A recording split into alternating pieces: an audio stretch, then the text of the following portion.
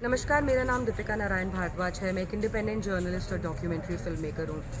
कुछ दिनों पहले हम लोगों ने सबने देखा कि कैसे नोएडा में एक दंपति अपने घर के बाहर बैठे, उनके घर में एक महिला रह रही थी, सिंगल थी वो, उसका एक बच्चा था और बहुत सारे मीडिया प्रेशर के बाद जो है उस लेडी ने फाइनली उस घर छोड़ने को अग्री किया। अब एक और दंपति हैं जो कि S Aspire take zone 4 Noida में उसी तरह अपने घर के बाहर बैठ गए हैं। घर के बाहर तो एग्जैक्टली नहीं, लेकिन अपनी बिल्डिंग में बैठे हैं धरना देकर। एक हफ्ते से ज़्यादा उनको हो गया है। एक लेडी जिन्होंने उनके घर को 2017 में रेंट किया था, जिसका नाम अर्चना चौधरी है, वो उनका घर खाली नहीं कर रही है। वो उनसे बहुत बार रिक्वेस्ट कर चुके हैं, उनको नोटिस दे चुके हैं, लेकिन ये महिला उनका घर खाली करने को राज़ी नहीं हो रही है। और बहुत ज़्यादा इस केस में जो और भी ज़्यादा चौंका देने वाली बात है वो ये है कि उस महिला ने अब फोर्ज डॉक्यूमेंट्स भी बना लिए हैं, ऐसा इस परिवार का कहना है। मैं अभी आपको उनसे मिलवाऊंगी। मैं यहाँ पे एस एस्पायर टेक जोन 4 में हूँ और देखिए कि किस तरह से इन अंकल आंटी ने जो है अपने सारे सामान के साथ यहाँ पे धरना दिया हुआ है एस एस्पायर में। ये देखिए, ये यहाँ पे बैठे हैं अपने सामान के साथ। हम इनसे बात करेंगे कि एग्जैक्टली क्या इनके साथ हुआ है और अभी क्या चाहते हैं। अपना नाम बताइए। मेरा नाम श्रीचंद गुप्ता है और उनका नाम, मेरी वाइफ का नाम है गलतेश कुमारी। अच्छा, आपको कितने दिन हो गए यहाँ पर ऐसे बैठे हुए? तो आज हमारा 9 दिन। 9 दिन हो गए हैं आपको। क्यों बैठे हैं आप यहाँ पे ऐसे? हमारे पास रहने की कोई जगह नहीं है। जगह न होने की वजह से कहीं इसलिए यहाँ पर बैठे हुए हैं। हमसे कहा था हमें मकान खाली करने के लिए, मकान खाली नहीं कर दिया है। हमको यहाँ रहना है। हम अपने सामान के साथ हाथ गए थे, तो वो रहने के लिए कहीं जगह न होने के कारण हम यहाँ बैठे हुए हैं। आपकी क्या उम्र है अंकल? 73। 73। और आपकी क्या उम्र है आंटी? मेरी भी 73 है। क्या कहना चाहेंगे आप लोगों को कि आप इतने दिन हो गए हैं आपको यहाँ पर बैठे हुए, क्या प्रशासन ने कोई मदद नहीं कर रहा है? प्रशासन तो ये कह रहा है कि आप कोर्ट जाइए, कोर्ट का आर्डर होगा तो खाली करा पाएंगे। और हम कोर्ट कहाँ जाएंगे? हमारे पास तो ना तो पैसा रह गया है, ना हमारे पास ताकत रह गई है। 4 महीने से हम घूम रहे हैं। हम लीगल नोटिस भी दे दिया था उसको। 5 मार्च को हमारा समाप्त हो गया था एग्रीमेंट। उसने बोला कि आप आ जाइए, सामान लेके मैं मकान खाली कर दूँगी, लेकिन अब वो मकान खाली करने के उसी में नहीं है और बार बार यही कहती है। उसने एक एग्रीमेंट भी बना लिया 2023 तक का, जिसमें मेरे बेटे के सिग्नेचर फर्जी कर लिए हैं और मैं अब पावर ऑफ अटॉर्नी मेरे नाम है। मैं यहाँ पे बैठी हुई हूँ, 4 महीने से घूम रही हूँ और फर्जी जो है सारे काम करती रहती है और ये कह देती है कि मैं खाली नहीं कर। बैठे हुए थे, उसने एक पुलिस बुला करके 112 कॉल करके पुलिस बुला ली और बोली कि इनके पास चाबी एक, और अगर मेरे पीछे मैं जा रही हूँ, मेरे पीछे अगर चोरी वगैरह कुछ हुई तो इनको ये उसकी जिम्मेदार होगी। और तो आप लोगों को मतलब झूठा फंसाने की भी वो धमकियाँ दे रही है? फंसाने के चक्कर में उसकी। दीपक कुमार उनके अधिकारी हैं जिनको सौंपा गया है। अच्छा। सीनियर सिटीजन पोर्टल से। अच्छा। तो बोले कि मैं जो है भाई मैं कैसे क्या कर सकता हूँ, क्योंकि जब और पुलिस वाले ही नहीं कर रहे हैं, सब लोगों ने हाथ खड़े कर लिए। वो महिला इस प्रकार की, ये कपड़े फाड़ लेगी ऐसा बोलते हैं। तो मैंने ये कहा कि वो महिला जो 44 वर्ष की वो कपड़े फाड़ लेगी।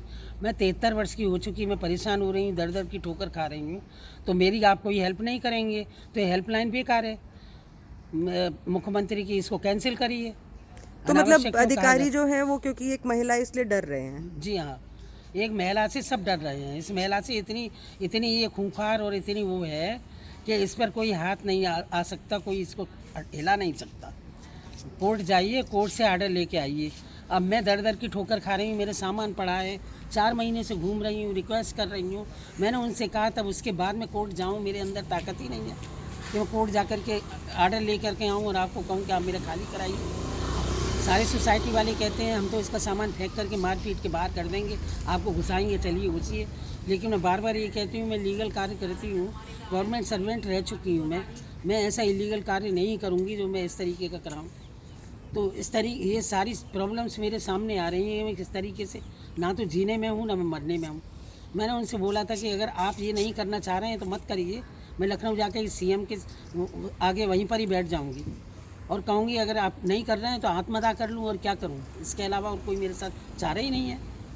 हस्बैंड मेरे विकलांग हैं, वो भी एजेड हैं, डायबिटीज़ के मरीज़ हैं, मैं हार्ट पेशेंट हूँ, दोनों घुटने मेरे बेकार हैं, गायनेक प्रॉब्लम है मेरी और यहाँ तक कि मुझे ट्रीटमेंट भी नहीं मिल पा रहा 4 महीने से। मुझे रुला रुला करके मार डाला है इस औरत ने, और बदतमीजी से बात करती है। अगर ऊपर बैठती हूँ फ्लैट के आगे तो बोलती है मैं गर्म पानी फेंक दूँगी अगर नहीं जाएगी तो यहाँ से। मैं लॉबी में पड़ी हुई हूँ। इस तरीके से हमारी ज़िंदगी इसने बर्बाद कर रखी है। तो मैं चाहती हूँ कि किसी तरीके से इससे मेरा फ्लैट खाली कराया जाए। ये जो अर्चना जी हैं जिसको ये छोड़ नहीं रही है, जिसकी वजह से 2 बुजुर्ग दंपति नीचे बैठे हैं धरने पर। आई डोंट नो वो मुझसे बात करेगी कि नहीं करेगी, बट लेट्स जस्ट ट्राई।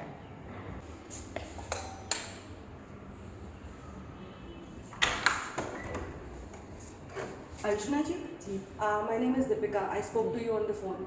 जी। मैं एक्चुअली ये केस कवर करने आई थी। जी, तो आप प्लीज़ मुझसे बात करेंगी? हाँ बिल्कुल करूँगी। मैं एक्चुअली शूट करना चाहूँगी शूट आपका इंटरव्यू। नहीं, मैं आप जो भी इंटरव्यू लेना है आप बिल्कुल लीजिए मुझसे। हाँ, मतलब मैं वीडियो रिकॉर्ड कर सकती हूँ ना? हाँ, वीडियो नहीं, आप ऑडियो रिकॉर्ड कर सकती हैं। वीडियो पे बोल दीजिए। नहीं, वीडियो पे नहीं, ऑडियो पे जरूर करना है। मैं अभी यहाँ पर हूँ। अर्चना चौधरी जी ने वीडियो पे बात करने से मना कर दिया है। मैं उस घर के बाहर ही हूँ। इन्होंने कहा है कि ये मीडिया में कोई इंटरव्यू नहीं देंगी और ये कोर्ट में ही बोलेंगी जो बोलना चाहती हैं। और ये कहती हैं कि 2023 तक का जो है अब अग्रीमेंट बन गया है, और उस अग्रीमेंट के बावजूद इनके पास कोई ये कहती हैं कि वो मुझे सबूत नहीं दिखाएंगी। ये सबूत वो न्यायालय में दिखाएंगी। और जो 2023 तक का अग्रीमेंट है उसके बारे में ऐसी कोई बातचीत कहीं पे भी कोई उसके एविडेंसेस नहीं हैं, और इन्होंने साफ मना कर दिया कोई एविडेंस दिखाने के लिए भी।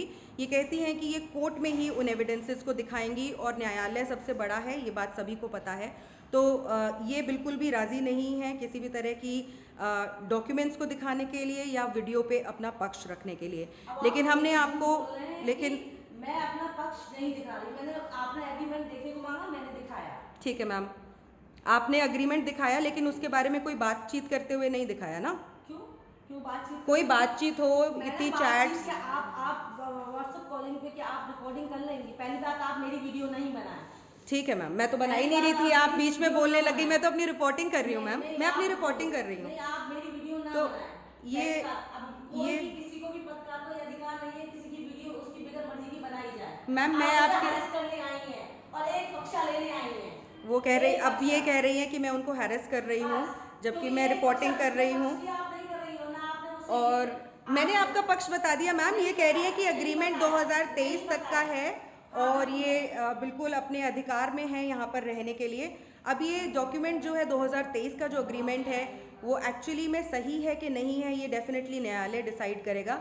लेकिन एक बात क्लियर है कि ये इस घर को खाली अभी नहीं करना चाहती हैं, और जो बुज़ुर्ग लोग हैं जिनका ये घर है वो नीचे बैठे हैं धरने पे। 1 हफ्ता हो चुका है। उन्होंने इनको पहले ही नोटिस दे दिया था घर खाली करने के लिए, और इन्होंने एक्सेप्टेंस भी लिया था। ये सारी की सारी कॉन्वर्जेशन जो है इस रिपोर्ट में मैं इंक्लूड करूँगी, जहाँ पे इनकी कॉल रिकॉर्डिंग है अपूर्व के साथ, जहाँ पे इन्होंने बोला है कि वो ईमेल में बताएंगी कि ये घर कब खाली करेंगी। Thank you so much for watching this report, and please do share it so that people who deserve justice get justice. Thank you so much.